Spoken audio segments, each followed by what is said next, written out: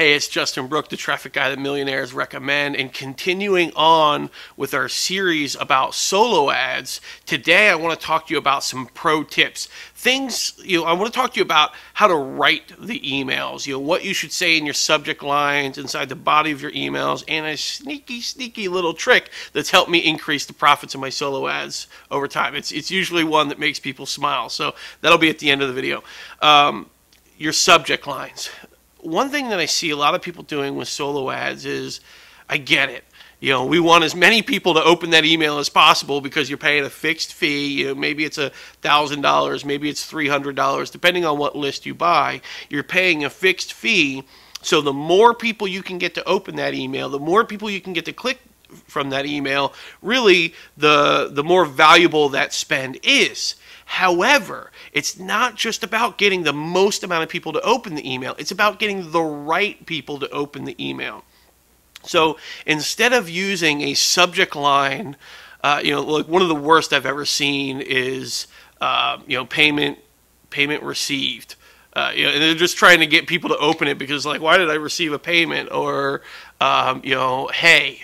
Or quick question. There's these subject lines out there that you can use that, yes, you'll get a ton of people to open that email, but then they're going to be looking at the email and they're like, oh, what is this crap? And then they're actually mad at you instead of what you wanted. You wanted them to click the link and go and buy your thing or opt into your thing. So you don't want to piss people off. You don't want to trick people. What you do want to do, what I found is the best to get the highest conversions from your solo ads, is you want to have a subject line that is calling out to the right person. You need to have a balance of curiosity and benefit. So if I'm going to use my own market, but I'm going to use tomato growing. So if I was sending out a solo ad about tomato growing, I would say something along the lines of one weird trick for giant red tomatoes, or one weird trick for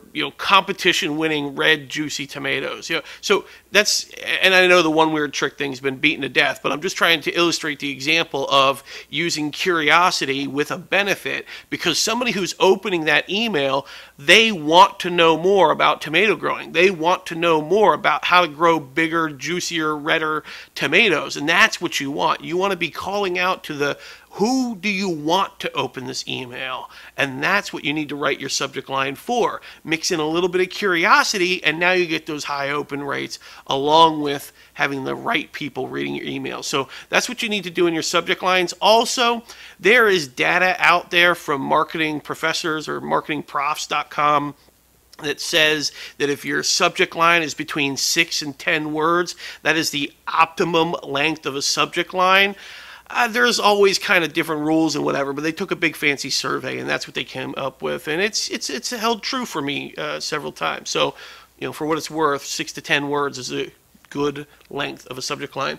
The other thing I wanted to talk to you about is the body of the email. I have a little bit of a system to writing these emails, and I'm going to use the tomato growing market as an example. That way, because there's this big giant fallacy out there that solo ads only work in internet marketing circles or make money online, and they don't. They work with all kinds of markets. So my formula is, I want to, again, you need to use a lot of curiosity, but curiosity alone is not powerful enough. Curiosity gets clicks, but curiosity doesn't always get you buyers. So you need to mix curiosity with benefit without letting the cat out of the bag. So for example, if I was talking about tomato growing, what I don't want to do is I don't want to let the cat out of the bag of letting them know like what my trick is, like what my big tomato growing trick is. So I would start it off, I always like to start it off with a yes statement. This is an NLP trick to get them in the yes frame of mind and in agreement with you.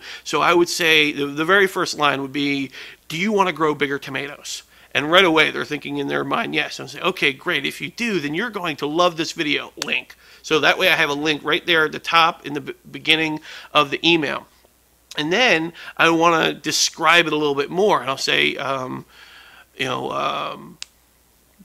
champion tomato grower Justin Brooke has just released a new free report about how he was able to win the championship in Kansas City for growing the largest, juiciest, reddest tomatoes. So I'm building in a little bit of credibility there. Also keeping the curiosity by not really alluding to, you know, what the method was. And then I might go into, if you've tried, you know, this and this, you know, things that haven't worked for them, you know, problems, acknowledging problems that they would have already had, then you're going to love this link. Again, so I'm saying, you know, if you've had these problems, then you're going to love this. So they're going to be believing that what they're about to click on is a solution to the problems they've already been having. So use curiosity with the benefit, add in a little bit of credibility inside there, and you have the golden formula. Also, make sure you have a link at the top